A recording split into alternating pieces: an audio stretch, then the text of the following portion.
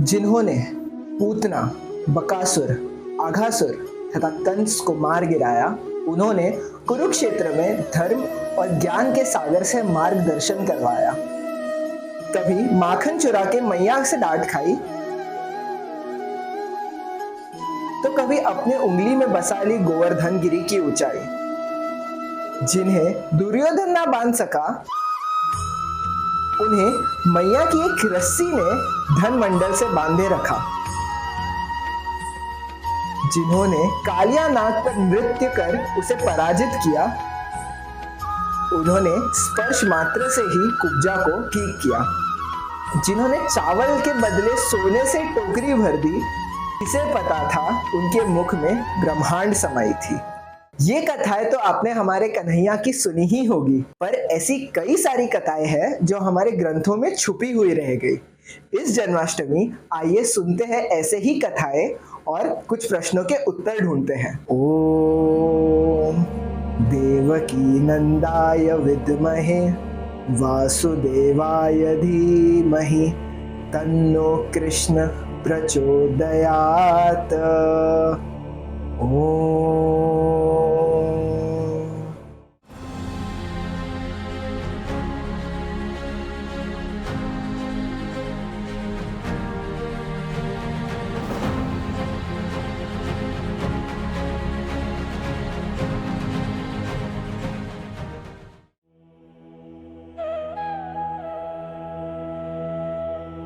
वैसे तो हमारे कन्हैया की एकमात्र प्रेमिका थी राधा रानी, किंतु उनका विवाह हुआ था रुक्मिणी जी से।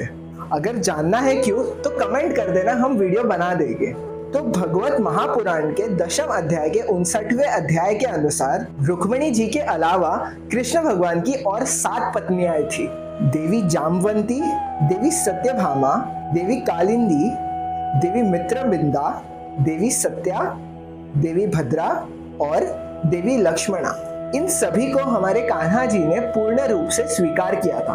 एक दिन द्वारिका में जब कृष्ण भगवान विश्राम कर रहे थे, तब देवराज इंद्र उनके पास आए एक समस्या लेकर कि प्रयाग ज्योतिषपुर के राक्षस राज भौमासुर के अत्याचारों की वजह से तीनों लोक में हाहाकार मचा हुआ है। भौमासुर ने वरुण देव का छत्र, माता अदिति के कुंडल और देवों का मणि पर्वत चुरा लिया है। उसने अपने अत्याचारों से पशु और पक्षियों को भी नहीं छोड़ा। उसने इतने सारे अत्याचार किए, इसलिए उसका नाम नरकासुर पड़ गया। यह सुनकर शीघ्र ही श्री कृष्ण रानी सत्यभामा के साथ गरुड़ जी पर विराजित हुए और निकल पड़े प्रयाग ज्योतिषपुर की ओर। वहां उन्होंने सबसे पहले मूरा राक्षस का वध किया अपने सुदर्शन चक्र से। अब भौमासुर के पास कोई और चारा नहीं था। वो खुद ही हाथी के ऊपर चढ़कर रणभूमि में आ गया। नरकासुर ने कई अस्त्र श्री कृष्ण पर छोड़े, किंतु कोई भी अस्त्र उन पर हावी नहीं हो पाया। अंत में श्री कृष्ण ने अपने सुदर्शन चक्र को नरकासुर पर छोड़ दिया और उसका सर धड़ से अलग कर दिया और फिर राजभवन की तरफ प्रस्थान किया।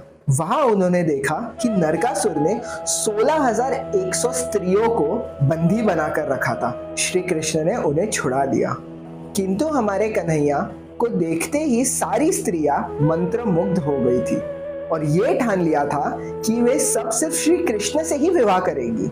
द्वारिका पहुंचकर हमारे प्रभु ने उन स्त्रियों की मांग पूरी करने के लिए 16,000 रूप लिए और एक ही समय में उनके साथ विवाह कर अलग अलग जगहों पर रोज के कामों में व्यस्त हो गए।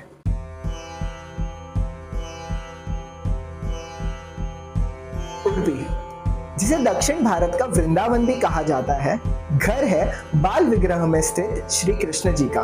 और ये इसलिए प्रसिद्ध है क्योंकि यहाँ पर बाल कृष्ण के दर्शन नवग्रह खिड़की से किए जाते हैं और बाल कृष्ण की प्रतिमा पश्चिम मुखी है।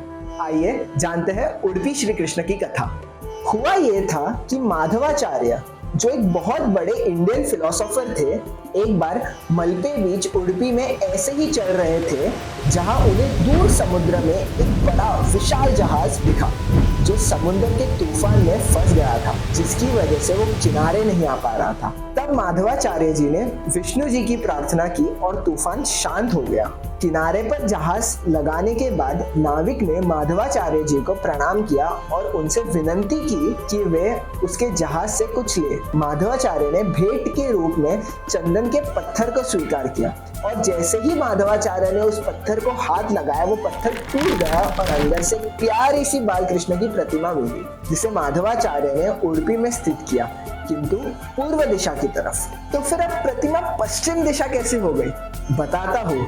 एक दिन ऐसा हुआ, कनकदास जो कृष्ण जी के बहुत बड़े भक्त थे, एक बार उडुपी श्री कृष्ण मठ आए अपने प्रभु के दर्शन करने के लिए, पर मंदिर के लोगों ने उन्हें आने नहीं दिया क्योंकि वो नीची जाति के थे। वे बाल रूप में अपने प्रभु को देखने के लिए बहुत तरस रहे थे, इसलिए वो पश्चिम की ओर भागे जहाँ एक नवग्रह खिड़की थी। वे खिड़की से झांके प्रार्थना करने के लिए कि हे प्रभु मुझे आपके दर्शन दो।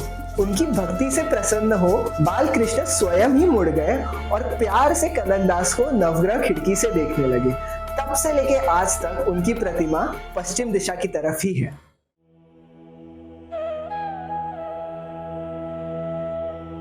विष्णु पुराण के पंचम अंश के 34वें अध्याय के अनुसार द्वापर युग में कान्हा जी का एक बहरूपिया रहता था जो सबको ये कहता था कि वही है जो धरती को पापों से मुक्त करने के लिए अवतार के रूप में यहाँ पर आया है।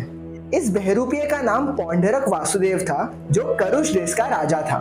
एक दिन पौंडरक ने अपने एक दूत को द्वारिका भेजा प्रभु श्री कृष्ण को एक संदेश देने के लिए। दूत संदेश लेकर द्वारिका पहुंचा और बोला, हे श्री कृष्ण, महाराज पौंडरक ने आपको ये कहने के लिए बोला है कि एकमात्र मैं ही वासुदेव हूँ, दूसरा कोई नहीं है। प्राणियों पर कृपा करने के लिए मैंने अवतार लिया है। तुम तो केवल एक ग्वाले हो जो बचपन में लोगों के घर से माखन चुराता था। तुमने जो अपना नाम वासुदेव रखा है उसे अब छोड़ दो। तुमने जो मेरे चिन्ह धारण कर रखे हैं उन्हें उतार कर मेरे शरण में आ जाओ और मेरा सुदर्शन चक्र जो तुमने चुरा कर रखा है मुझे लौटा दो, और यदि तुम्हें मेरी बात स्वीकार नहीं हो तो मुझसे युद्ध करो। ये सुनकर प्रभु श्री कृष्ण ने कहा, हे दूत, जाके अपने महाराज को कह देना कि मैं चिन्ह ऐसे ही नहीं छोड़ूंगा, मुझे युद्ध स्वीकार है। जल्द ही प्रभु श्री कृष्ण अपने वाहन गरुड़ देव पर बैठकर काशी की तरफ चल पड़े, क्योंकि उन दिनों पौंडरक काशी के राजा के साथ रहता था।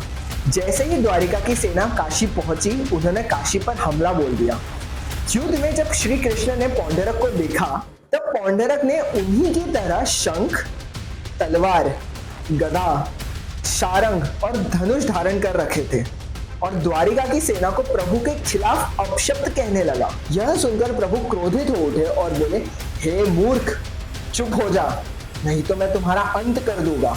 जो सुनकर पौंडरक जोर जोर से हंसने लगा और बोला, अरे ओ ग्वाले, मेरा सुदर्शन चक्र चुराकर खुद को बलवान समझ रहा है। अगर हिम्मत है तो मेरा सुदर्शन चक्र मुझे वापस कर दे। प्रभु ने कहा क्रोध में, लो अपना सुदर्शन चक्र। पौंडरक खुश हो गया, पर उसकी खुशी ज्यादा समय तक टिक नहीं पाई। जैसे ही उसने उसकी उंगली उठाई सुदर्शन चक्र को धारण करने के लिए, सुदर्शन चक्र का आकार बढ़ता गया और पौंडरक उसी चक्र में हमेशा के लिए समा गया। तो ये थी कुछ कथाएं हमारे प्रभु श्री कृष्ण की, और ऐसे ही अन्य कथाएं और मंदिरों का रहस्य जानने के लिए फॉलो करें और सब्सक्राइब करें पुराणिक को, और मेरे साथ एक बार कहिए, हरे कृष्ण कृष्ण कृष्ण हरे हरे, हरे राम राम राम हरे हरे।